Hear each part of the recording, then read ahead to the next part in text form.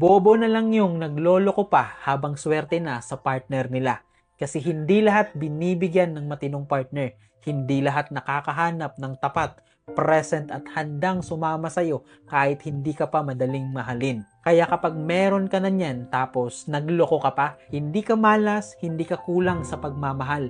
Bobo ka lang talaga sa halaga ng nasa harap mo. May tao ka nang dapat iniingatan pero pinili mo pa ring sumugal sa sandaling sarap na wala namang dalang dangal. Kasi ang manloloko na swerte na sa partner niya, hindi biktima ng tukso. Basura lang talaga ang disiplina. Kasi anong kulang? May nagmamahal na, may nag-aalaga na, may totoo ng tao sa tabi mo, pero dahil mahina ka, mas pinili mo ang thrill kaysa respeto, mas pinili mo ang libog kaysa loyalty, at huwag mong sabihing nadala lang ako.